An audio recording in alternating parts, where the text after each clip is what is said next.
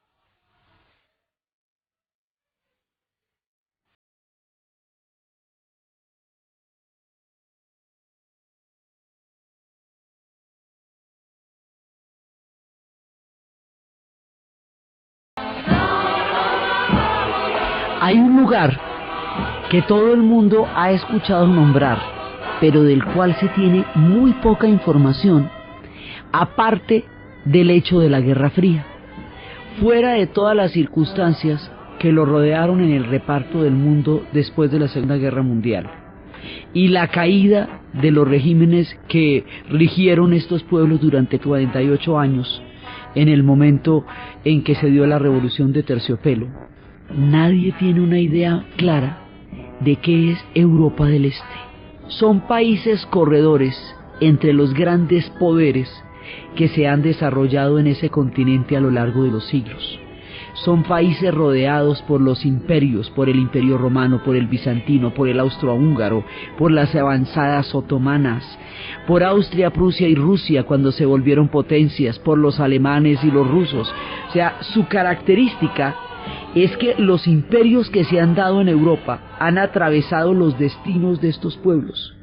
Su lucha por existir ha sido una, digamos, como una puja entre sus proyectos históricos y los imperios que les caen encima como un piano de cola. Entonces esta gente trata de hacer su cuento y arma su cuentico bien bonito y todo, y ¡pin! Le cae un imperio y se lo reparte y lo vuelve para atrás y para adelante y hasta que se liberan de ese imperio y vuelven y siguen su rumbo. Pueblos que les ha costado todo, que les ha costado la lengua, que les ha costado el territorio, que solamente mantenerse dentro de los límites de un solo país ya ha sido para ellos una lucha frontal contra los poderes de su tiempo. Pueblos que hacen ver lo difícil que pueden ser las cosas que de pronto a nosotros no nos ha costado nada tener: el territorio, la lengua. Nada de eso ha estado nunca en la marea de la historia como para ellos sí lo ha estado. Entonces se pegan de un pelito para existir. Sí, se pegan así de... Hay algo que se desarrolla en la identidad nacional y a lo cual se aferran con patas y manos porque es lo que les permite seguir siendo los que son por encima de todas las invasiones, de los repartos, de todos los órdenes geopolíticos que les han caído encima. Entonces muchas veces es la lengua. En el caso de los rumanos es la lengua. Y en el caso de los húngaros también, porque son magiares. Vamos a hablar de Rumania y de Hungría como naciones y los pueblos que los atraviesan, que son los judíos y los gitanos. Y a lo largo de 3 especiales festivos vamos a recorrer los caminos de la historia de Europa del Este, a través de la música, de la historia, de la lengua y de una cantidad de nociones completamente desconocidas, porque estos pueblos quedaron detrás de las oficinas de prensa de la historia, ¿ve? O sea, las oficinas de prensa de los europeos quedan en París, quedan en Londres, quedan en Berlín, pero no en Bucarest, pero no en Budapest, pero no en Praga, pero no en Varsovia ni en Cracovia. Entonces, estando ellos en el corazón de Europa, siendo los generadores de una increíble cantidad de cultura europea, son completamente desconocidos para nosotros. No viene casi ninguna información de ellos, salvo que les pase un cataclismo de la historia. Nadie nunca cuenta chismes de ellos. Entonces es hora de contar chismes de los europeos del este. ¿Por qué resultan tan lejanos? Porque la mayoría son eslavos. Entonces vienen de otros troncos, vienen de otras historias y vienen de otras mareas, de otras migraciones. Entonces, en general, estos pueblos son pueblos que limitan entre los diferentes poderes. Así, Rumania es un pueblo que limita entre Europa del Este y Europa del Centro y los Balcanes. Estar localizado ahí entre el Este, el Centro y los Balcanes lo hace partícipe de todos los salpicones que estallen en la zona. Entonces, si estalla un tropel en los Balcanes, pues estos se van a ver comprometidos. Si estalla un tropel en la Europa del Este, pues los lleva por delante, ¿sí? Entonces, es tratar de mantener, haga de cuenta, como un cristalito, cada uno de estos estados sin que se me rompan, queriendo todo el mundo irme a romper el cristalito. Entonces, por eso es que la historia de ellos es una historia de equilibrios, de apuestas, de fe, de estar seguros de una idea y llevarla hasta el final de los tiempos. Rumania, según ellos mismos la describen, es una isla latina en un mundo eslavo. Esa lengua, venida del latín, la más parecida al latín original, esa lengua rumana, porque viene de Roma, es todo el tesoro para ellos. Ellos adoran su lengua porque es lo único que los caracteriza como un estado diferenciado de todos los demás pueblos que los rodean. Entonces, ellos son descendientes del Imperio Romano. Durante su época llegaron a ser los dacios. Entonces porque en esta historia hay dos provincias romanas. Una es la Dacia, que son los rumanos, y otra es la Panonia, que son los húngaros. Pero esa parte del imperio tampoco nos llega en series, porque ya es cuando hacia el mundo oriental, de aquí para adelante, vienen como los límites con el mundo de Oriente. Entonces estos dacios se juntan con los romanos y se fusionan y crean un solo pueblo, y vienen de ahí y hablan su lengua, y su lengua viene del latín. Entonces ellos, al igual que los franceses, al igual que los catalanes, al igual que los españoles, al igual que los portugueses y que los italianos, hablan lenguas romances, o sea, una lengua descendiente del latín. Y eso hace que nosotros los entendamos cuando hablen y que ellos nos entiendan cuando hablamos. Y este hecho de proceder de lenguas romances hace que cuando uno vaya por Rumania sea muy bien recibido y a todo el mundo le parezca muy chusco que uno le hable, porque nuestro idioma les es conocido, nuestros fonemas son los fonemas de ellos, y lo mismo nos pasa con nosotros. Hay una hermandad de los orígenes de las lenguas romances que es particularmente fraterna, amable y dulce en Rumania. Ellos contestan y saben, y se sienten que alguien del otro lado de las lenguas lo ha ido a visitar. Porque ¿qué pasa? Al llegar las grandes migraciones del mundo eslavo, ellos van a quedar aislados de todos los demás pueblos que eran el Mediterráneo y que eran las lenguas romances. Entonces sienten que están como digamos, rodeados de una cantidad de culturas que no son los orígenes de ellos, son culturas que llegaron después. Entonces estamos hablando de la época del Imperio Romano, y esa época es cuando surge la Dacia, y ellos llegaron a ser una provincia importante, eran fortalezas fundamentales del Imperio Romano. Después de que termina el Imperio Romano, ellos siguen existiendo, pero ya, digamos, con la caída del imperio, pues obviamente estas regiones también entran en un estado, digamos, de disminución con respecto a la grandeza de lo que era el Imperio Romano. Entonces, hacia el siglo VI, bajan unas migraciones de la estepa de las Asias de Rusia, que se llaman los eslavos. Y esos son protagonistas de nuestras historias. Los eslavos se llaman según donde se hagan. Si los eslavos se hacen al oriente, se llaman rusos, ucranianos y bielorrusos. Si los eslavos se hacen en el noroeste, se llaman checos, polacos, eslovacos, se llaman vístulos y polones. Si los eslavos se hacen al sur, se llaman croatas, montenegrinos, serbios, eslovenos. Según cómo se hagan, así se van a llamar. Pero entonces, mire, yo al describirles esto, me queda Hungría metida en la mitad.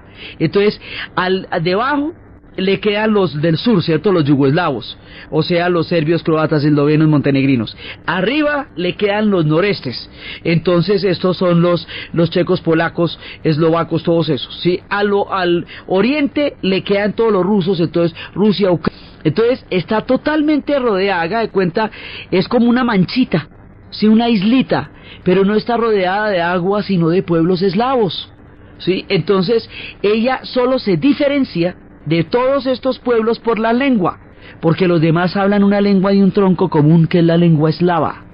Entonces una historia de ellos allá nadie más la entiende, ellos no. Entonces ese aislamiento de una lengua que el resto de Europa sí habla hace que sea para ellos muy bacano encontrarse con gente que habla en cristiano, que llaman, sí, porque entonces les pueden entender.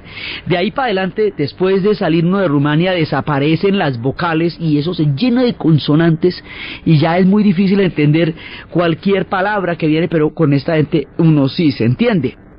Entonces están los rumanos allá y al lado de ellos hay otros que también van a formar parte de nuestro relato, que son los magiares, otra gran migración de la estepa, pero son húngaros y ellos son un pueblo único, de una lengua única y nadie más habla con lo que ellos hablan, lo cual es bastante más particular. Los rumanos por lo menos hablan lo mismo que el resto de Europa, pero están aislada de ella por los eslavos. Los otros ni eso, hablan solamente una cosa que ellos entienden. Todos los rumanos van a tratar de sacar adelante su país por entre todas las invasiones. Entonces, por un lado llegan todos los eslavos y ellos tienen que seguir allá manteniéndose. Por otro lado van a llegar los imperios, los austríacos por el norte y por el otro lado los otomanos, tratando de llegar hasta allá a invadir, porque el Imperio Otomano tiene sus raíces en el oriente, pero también entra en el continente europeo y va a avanzar hasta Hungría y hasta la Bosnia-Herzegovina. O sea, a uno nunca le cuentan cuánta avanzada europea tuvieron los turcos en su expansión. Y entonces ellos se van a dar contra los turcos, a esto les van a pasar los mongoles, les van a pasar los turcos, todo el que necesite hacer un mandado les va a pasar por encima, y ellos a mantener su lengua y a mantener su pueblo. Entonces forman una serie de estados, digamos de regiones. Hay una región arriba que se llama Moldavia, y esa región es de ellos, aunque un pedazo se los hayan quitado los rusos, un mordisco en una de esas, y esa se llame una república aparte, es la misma región, de todas maneras, y la misma lengua. Los moldavos también tienen la misma lengua. Hay otra región que se llama la Transilvania, que es la que tiene todos los Cárpatos, toda la región de los Cárpatos, y hay otra región que se llama la Valaquia, que es la de abajo. Estas son las que forman Rumania. Y ríese el problema para mantenerlas juntas, para que no se me las lleven, no se me las mordisquen, no se me las repartan, no se me las gobiernen otros pueblos. Ellos a tratar de mantener su Rumania hasta que la logren y ahí la tengan, porque de todas maneras ha sido una historia dura. Entonces arrancan ellos con todas las influencias culturales y están los rumanos. Este pueblo se llaman rumanos porque vienen de Roma. Es desde ahí que tienen el nombre, rumanos, porque vienen de Roma. No confundirlos con los romi, que son los pueblos gitanos, que también tienen una importancia grandísima en nuestra historia y en este país particularmente, pero ese rom es una lengua que ellos hablan, que es la historia de los pueblos gitanos. Son historias paralelas, pero distintas, porque los gitanos vienen del norte de la India. Lo que estábamos escuchando en la apertura era precisamente una canción de los tiempos de gitanos. Entonces ellos vienen de otros lados, pero son una parte fundamental de esta historia que estamos contando.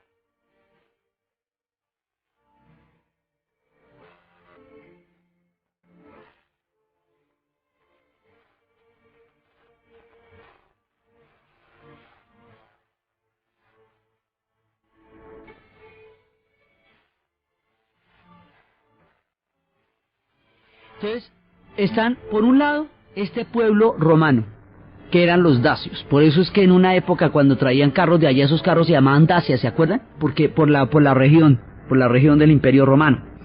Entonces, están ellos.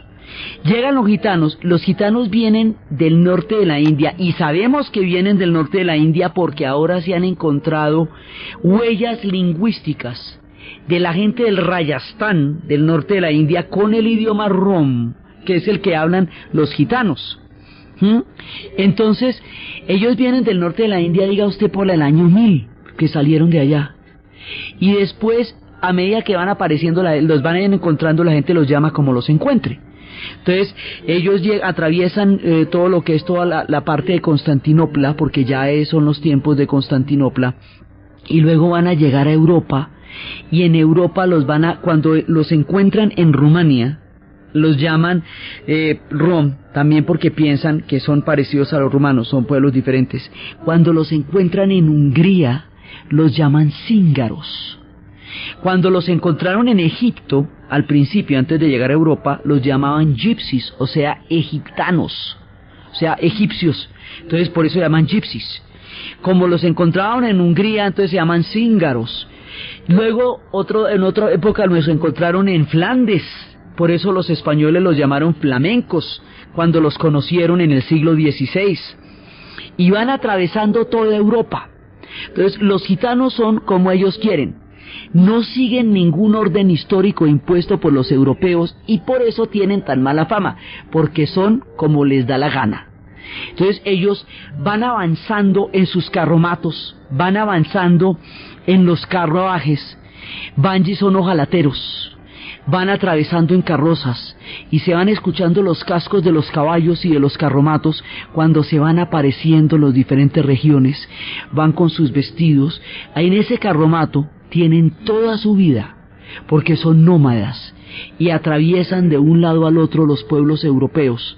Nosotros lo que escuchamos son los primeros, los cascos de los caballos, cuando van llegando los gitanos.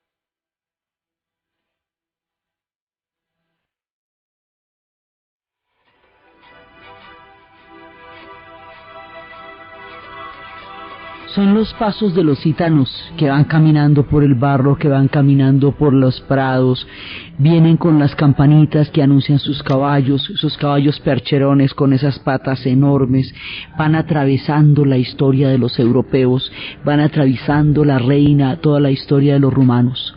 Entonces ellos llegan allá y ellos tienen un objetivo que es vivir libres.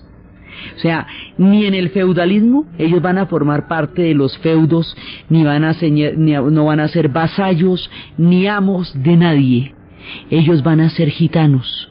Ni en el capitalismo ellos van a tener tiendas ni negocios, ellos van a seguir trashumantes. Ni en la época de la Ilustración ellos tampoco van a ser ciudadanos, ellos van a seguir adelante. Y aún en los tiempos actuales de la Unión Europea, ellos siguen siendo gitanos. Entonces toda la vida ha sido una lucha de los europeos por someterlos y por meterlos dentro de sus códigos y por ponerlos a que adquieran préstamos, hipotecas, créditos bancarios, y los gitanos a vivir como quieran, cantando, tocando y bailando. En su tiempo eran jaladores, ellos se robaban los caballos y proveían de los mejores caballos a los ejércitos. Por eso era que el ejército napoleónico y todos esos ejércitos van a necesitar a los gitanos, porque ellos eran los que sabían dónde estaban los mejores caballos. Actualmente, para que las cosas tengan un ribete de modernidad, pues son jaladores de carros, ¿no es cierto? Porque es que en esa época eran los caballos, ahora son los carros, entonces hay que actualizarse. Sí, y ellos van leyendo la suerte. Alguna vez habíamos hablado, cuando estábamos contando la historia de los gitanos en España, de una gitana que iban a quemarla por brujería, por leer la mano. Y ella dijo, no, me muero de la pena, a mí no me van a procesar por brujería. Yo no soy bruja, yo lo que soy es estafadora, que es distinto. Respete pues, no confunda. Entonces lo que pasa es que ellos, como todo el mundo está en contra de ellos, tienen que ser unos psicólogos durísimos y tienen que entender cómo funciona la gente que está a su lado. Entonces cuando le leen la mano a alguien es porque saben, pueden intuir qué quiere esa persona que le digan y cogen y le dicen lo que quiere saber. Entonces siempre quedan acertadísimos simplemente porque se pillan la energía de la persona con la que están hablando. Y ellos siguen, nunca trabajan el oro, porque si no los asaltarían y los matarían en los caminos, y así nomás ha sido difícil. Si había edictos que les prohibía merodear por el mercado, ¿cómo le parece si tuvieran oro? Sería muy complicado. Entonces ellos tienen un asentamiento gigantesco en Rumania, grandísimo, y otro en Hungría, pero son importantísimos allá, y su música es la música que ambos pueblos reivindican como música suya. Entonces con los gitanos pasa una cosa, todo el mundo los desprecia, todo el mundo los discrimina, pero todo el mundo se siente absolutamente orgulloso de su música y todo el mundo quiere decir que la música de ellos es la música de su nación, y eso pasa desde Rumania y Hungría hasta España. Los españoles se sienten totalmente identificados y orgullosos con el flamenco, y el flamenco es la música gitana. Entonces, pero a los gitanos no los quieren ver, pero sí les gusta su música, como para sentirse españoles hablan de la música gitana. Lo mismo pasa con rumanos y con húngaros, tanto que la música en Hungría la llaman cíngara, que es un revuelto como de todo, pero que es de música húngara y de música gitana. Aman su música, pero no soportan que esta gente se pase la vida bailando, porque no hay nada más miedoso que la libertad del otro. No hay nada que produzca más envidia que el otro no ande clavado, y usted sí. Estos no le deben a nadie, porque comen de lo que encuentran, van de un lugar a otro, y a la final, si nos ponemos a hacer cuenta, los gitanos van ganando, porque han pasado más de 1000 y pico de años de órdenes europeos. Los europeos se han puesto como se les ha dado la gana, se han metido en todas las guerras mundiales, y los gitanos siguen siendo gitanos. Durante la Segunda Guerra Mundial hubo un exterminio de gitanos casi en proporción al exterminio de la comunidad judía, a la población que ellos tenían, y ahí siguen, sobrevivieron, con todo el horror sobrevivieron, con todas las persecuciones, los edictos. Cada nuevo orden que los europeos inventen, tienen que meter a los gitanos en orden, y los gitanos no se meten en orden. En esa película de Cerdos y Diamantes, donde Brad Pitt hace de gitano, todos en la película son truchos, pero los más fregados de todos son los gitanos. Entonces, esa picardía, esa vida que bordea entre la marginalidad y la estafa, esa alegría, esa música, esa danza, a todo el mundo le seduce, pero nadie se los aguanta, y ellos no están, independientemente de que se los aguanten o no, ahí están, ellos son, y son una parte importantísima de la historia de Rumania, y a ver, ahí siguen y ahí están, y su música estremece el corazón de quien la siente.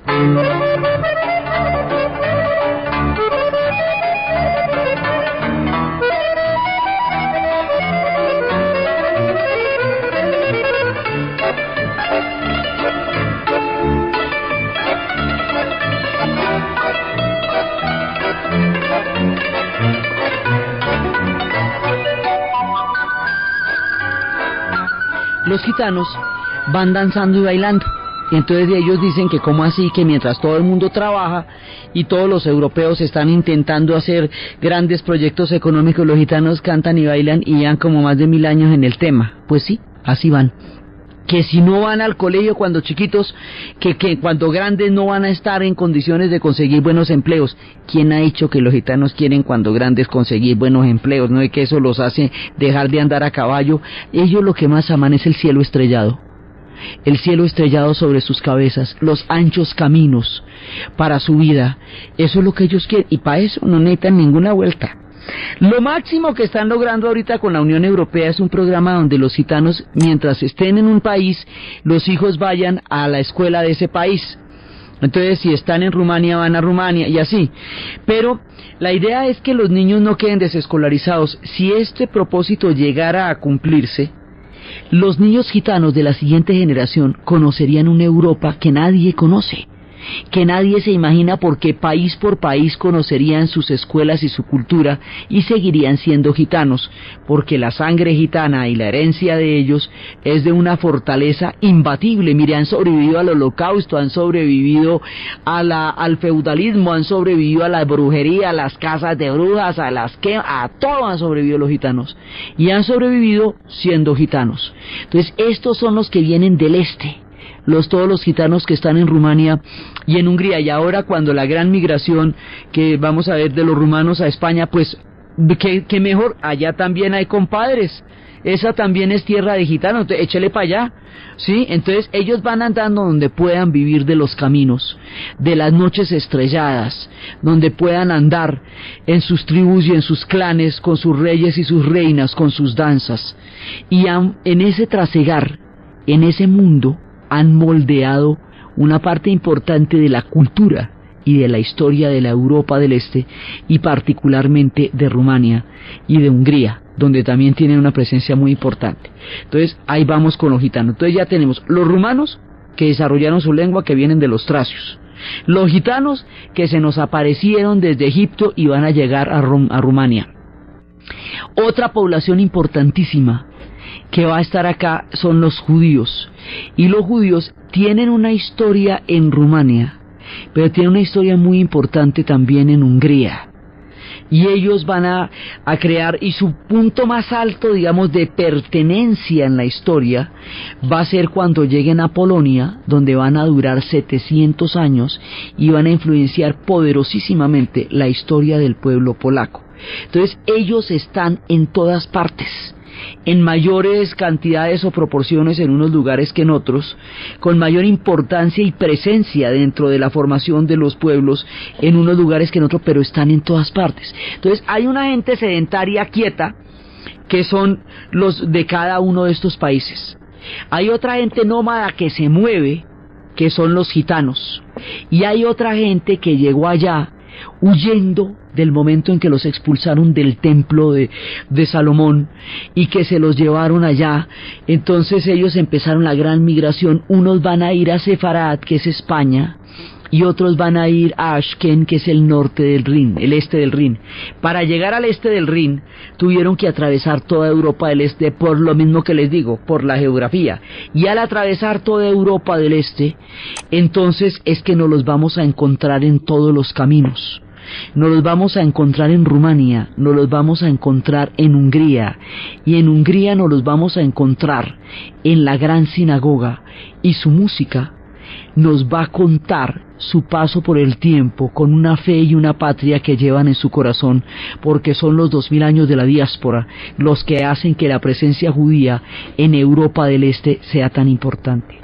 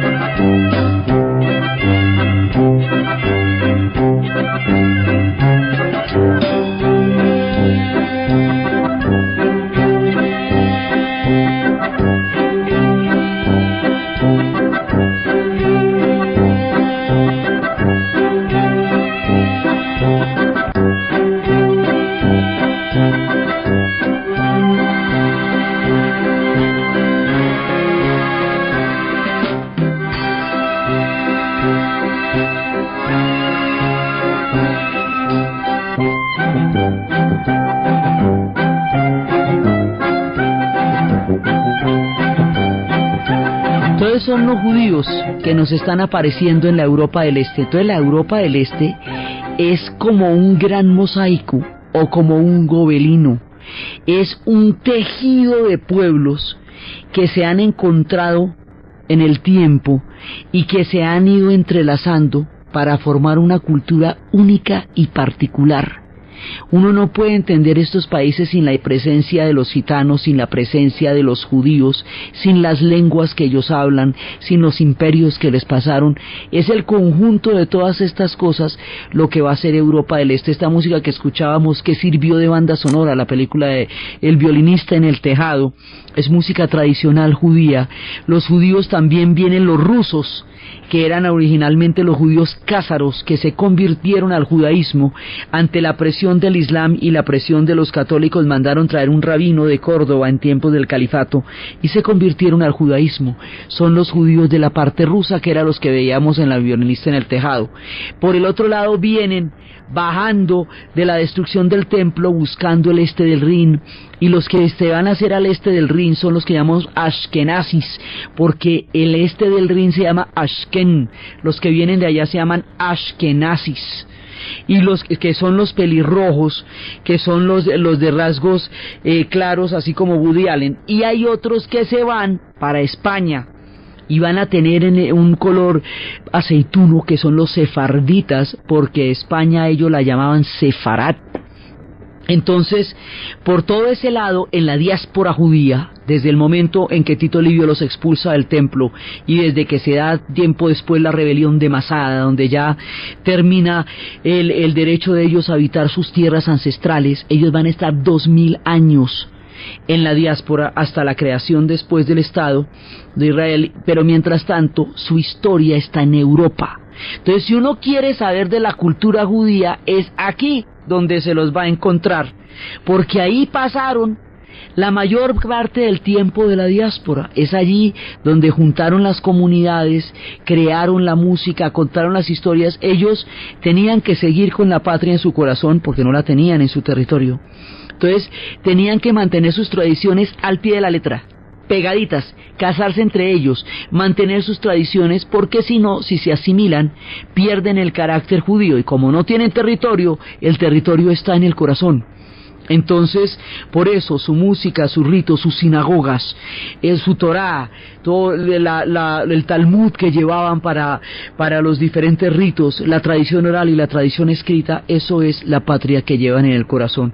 Y nos van apareciendo por toda la línea de Europa del Este, desde Rumania hasta Hungría, donde tienen una gran importancia, hasta pasando por el lado checo, que después lo veremos en tiempos del gueto y en tiempos del Golem y el tiempo de Rabino Loew y en tiempos de Kafka, hasta llegar a Polonia, donde los sastres eran poetas, hasta llegar a esas historias de los pueblos polacos donde los judíos tienen tanta importancia. El corazón de la cultura judía está aquí, el mundo ashkenazi, que se va desarrollando en estas tierras. Entonces ahí aparecen los judíos. Todos los rumanos, con todo este combo, van a ser un país. ¿Y cómo le vamos a hacer? Vienen los turcos otomanos, y los turcos otomanos van a tratar de vencer a los rumanos, pero los rumanos desarrollan una resistencia y una lucha increíble. Y esa resistencia y esa lucha increíble va a quedar, digamos, simbolizada y encarnada en la siniestra y terrible figura de Vlad el Empalador, el conde Drácula, Drácula por la orden del dragón, porque el dragón era el emblema de los turcos. La orden del dragón es la orden que se va a encargar de vencer a los turcos para que no entren. Te cuentan los rumanos con mucho orgullo que a ellos nunca los sometieron los turcos otomanos, cosa que sí pasó con los húngaros, porque a los húngaros los derrotaron en la batalla de Muhac y entraron los turcos. A Rumania nunca entraron los turcos, porque tipos como Vlad el Empalador lograron pararlos. Entonces, a partir de la guerra con los turcos, tenemos las leyendas, o que Vlad el Empalador quedó herido y fue llevado donde una gitana, y como la gitana era parte de los pueblos con los cuales este hombre había sido tan cruel, en lugar de curarlo, lo volvió vampiro. Esa es una. Otra, Dicen que él, digamos, que vienen de los seres de la noche, porque las historias de vampiros recorren totalmente la Europa, y en la Europa del Este son particularmente importantes. En una parte del camino, que no sabemos cuál es, la figura de Vlad el Empalador entronca con una figura histórica terrible, que es la de Elizabeth Bathory. Era una mujer sanguinaria que mataba a las doncellas y bebía su sangre para mantenerse joven e inmortal. Se habla de más de 650 jóvenes asesinadas por Elizabeth Bathory. En alguna parte, entre la leyenda de los vampiros que sacude la Europa del Este, entre la figura siniestra de Elizabeth Bathory, que es un personaje histórico que existió, y entre la figura de Vlad el Empalador, ahí se armó una amalgama que nos da la figura del conde Drácula. Pero el que va a acuñar la leyenda con la novela es Bram Stoker, cuando llega a Transilvania. Transilvania es una región enorme donde están los Cárpatos. Entonces esa región, eso tiene unas neblinas bravísimas, sobre todo cuando se va atravesando el otoño. Entonces las neblinas se hacen muy densas, muy espesas, y desaparecen los paisajes en las gargantas de los Cárpatos, que son unos montes escarbadísimos, muy muy escarpados. Cuando va a llegar allá a Bram Stoker, va a situar en el castillo de Bram, en el punto en que limitan las tres regiones, la Valaquia, la Transilvania y lo que va a ser ya para arriba la Bucovina. En ese punto es donde van a situar la leyenda de Drácula en el castillo. En realidad ahí lo que hay es un montón de fortalezas, y los Cárpatos tienen una cantidad de estrechos que les permitían, y unas gargantas fuertísimas y profundas que les permitían emboscar a los turcos cuando llegaban las avanzadas. Entonces, en realidad la región, porque el conde Vlad el Empalador va a recorrer una cantidad de lugares. Él nació en una ciudad que se llama Sighisoara, y allí es donde se reconoce el origen histórico. Pero el hombre en la lucha contra los turcos va a estar arriba en la Bucovina, en un sitio que se llama Sushava, va a bajar por Targosmures, va a bajar a Bram, que es donde Bram Stoker sitúa el castillo, va a bajar por Sinaia, donde está uno de los castillos más bellos del mundo, va a bajar a Bucarest, va a subir a Sibiu, que es una de las tierras de influencia alemana, y a Târgu-Mureș, y entonces le va a dar toda la vuelta a Rumania. Entonces si usted lo va a buscar, está por todos lados.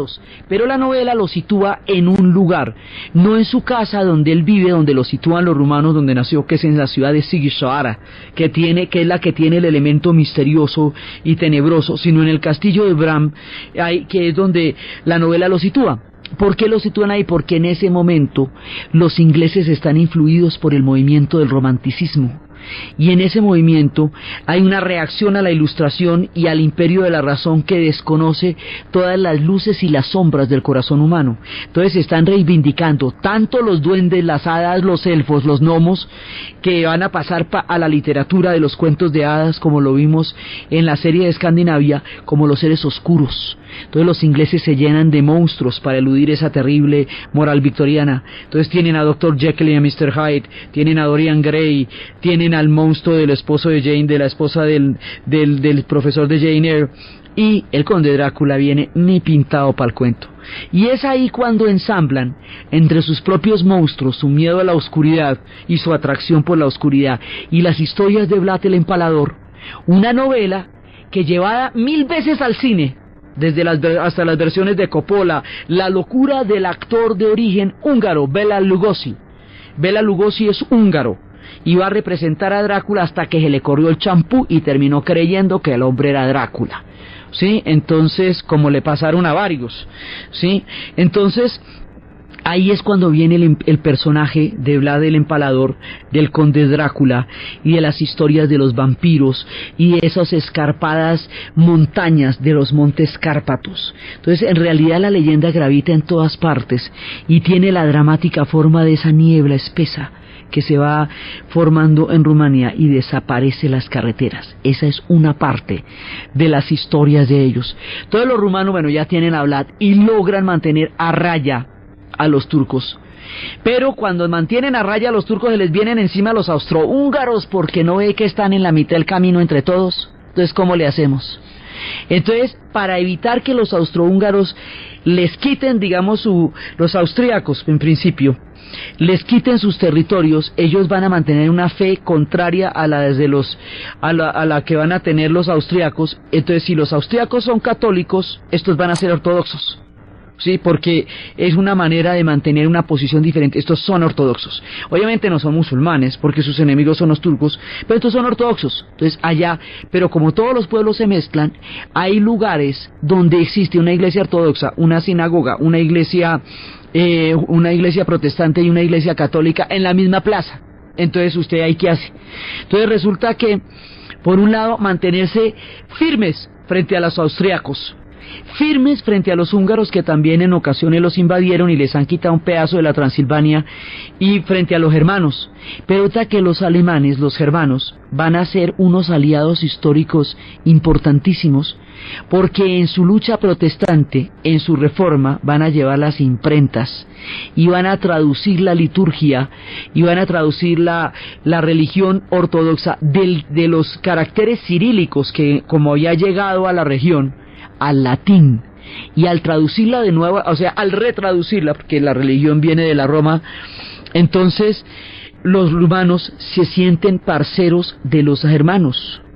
Los germanos van a ser chéveres con ellos en términos de progreso, en términos de cultura, y son muy apreciadas las iglesias protestantes en territorio romano.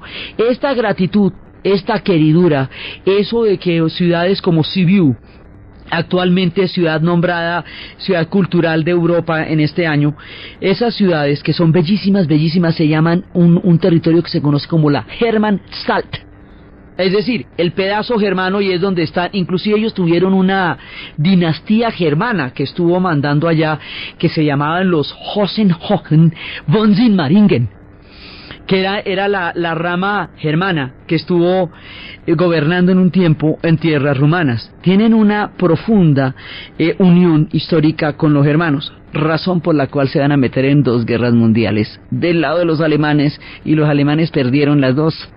O sea, un precio costosísimo por una vieja amistad que les había traído progreso y hermosas ciudades. Entonces ellos tienen una avanzada húngara dentro de sus tierras, que está en la Transilvania, y que son pueblos como Türgis Müritz.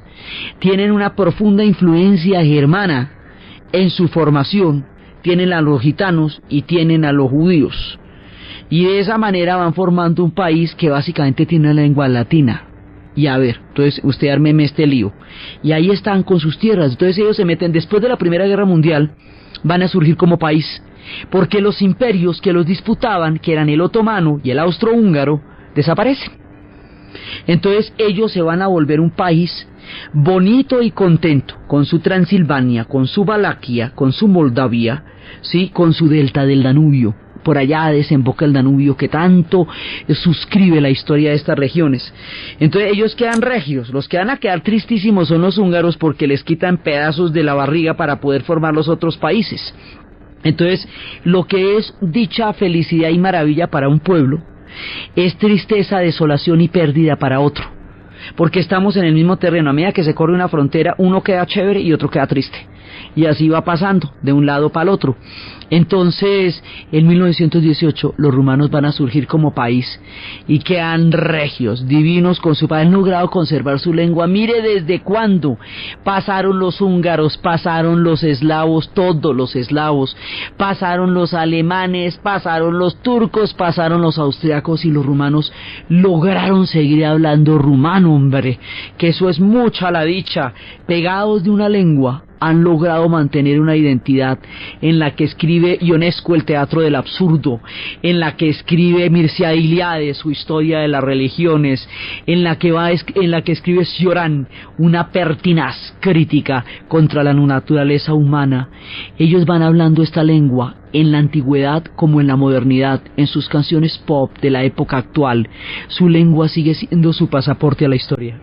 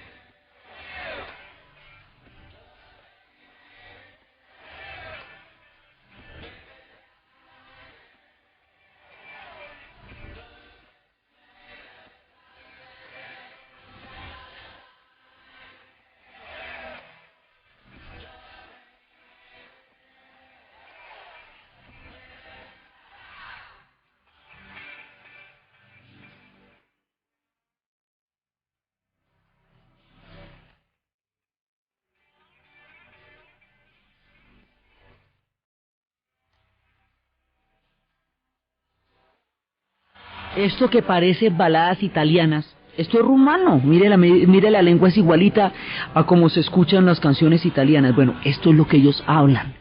¿Y cómo han logrado sobrevivir? Entonces tuvieron un periodo entre guerras regios, todos ellos muy divinos. En la Primera Guerra Mundial ellos trataron de mantenerse neutrales, pero su situación geográfica lo impidió, entonces los arrastraron a la guerra. Pero al caer los imperios, o sea, todos los imperios que estaban alrededor de ellos se caen, y eso les permite a ellos ser, como a los otros países de Europa del Este, les permite continuar, porque si no, tampoco se hubiera podido. En la Segunda Guerra Mundial se meten del lado de los alemanes, lo mismo que los húngaros.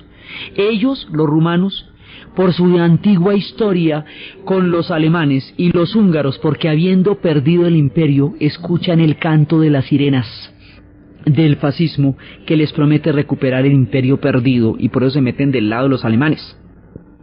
Cosa que va a hacer que sus guerras, aunque sean tan dolorosas como las de los aliados, que sus muertos, aunque sean tan dolorosos como los de los aliados, no puedan ser reivindicados públicamente porque quedaron del lado de los nazis y eso queda harto.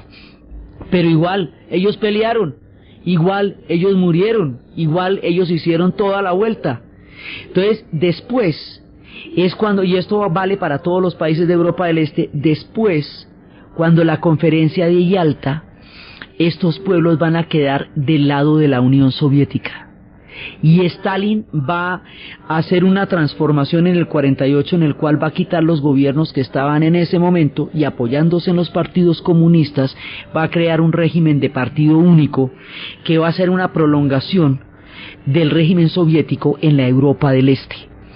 Ellos entienden este proceso de una manera muy diferente a como los soviéticos lo entienden, porque los soviéticos lo inventaron, sucedió en su territorio y fue parte de su evolución en la historia, mientras que en Europa del Este es un reparto.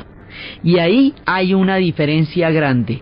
Una cosa es que usted se invente el cuento y lo monte, y otras cosas es que a usted le monten un cuento que el otro se inventó y se lo monten por arriba, porque lo repartieron. Entonces estos quedaron con los soviéticos encima y con la jartera de haber apoyado a los alemanes que eran enemigos de los soviéticos, cosa que no les ayudó. Igualmente les pasa a los húngaros. Pero uno diría que entonces a los polacos les iría mejor porque ellos sí fueron ferozmente antialemanes, pero en cambio tampoco, mira tú. Entonces, el asunto es que estos quedan ahí, en ese lado de la historia. 48 años van a tener el régimen soviético y van a tener el modo de producción y de vida comunista. Una forma de entender el mundo que fue la que además aisló a este pedazo del continente del resto de Europa en lo que se conoció como la cortina de hierro o el telón de acero. Durante 48 años nadie pudo ir a estos países, solo las personas que estaban en los círculos históricos que se manejaban allá. Entonces no supimos de ellos sino por las películas de la Guerra Fría, donde MacGyver trataba de sacarlos de diferentes lugares. O sea que nunca supimos de sus historias, de su cultura, de su música, de sus gitanos, de todo esto, porque estaban detrás de un orden histórico que los hacía invisibles. La idea de estos especiales es hacer visibles a los pueblos que quedaron ocultos tras el telón de acero, mostrar su maravilla, su riqueza, su heroísmo, su grandeza, sus transformaciones, sus espíritus imbatibles y toda la cantidad de contribución que han dado a la cultura y a lo que nosotros entendemos como la música y la formación de la cultura europea. Eso es lo que vamos a ver en este y en los otros dos especiales. Entonces, desde los espacios de los tiempos del Imperio Romano de la Dacia, desde los espacios de los carromatos de los gitanos que van llegando y van recorriendo Europa, desde las historias de los judíos ashkenazis asentándose en las sinagogas con sus violinistas en el tejado, desde los rumanos con esa lengua que tanto adoran, imbatibles en el tiempo contra todas las invasiones, desde la figura de Vlad el Empalador y la terrible Elizabeth Báthory, desde las historias de Transilvania y desde el valor de un pueblo que está construyendo una nación para seguir siendo y atravesar los ríos de la historia, en la narración de Ana Uribe, en la producción Jessy Rodríguez, y para ustedes feliz fin de semana.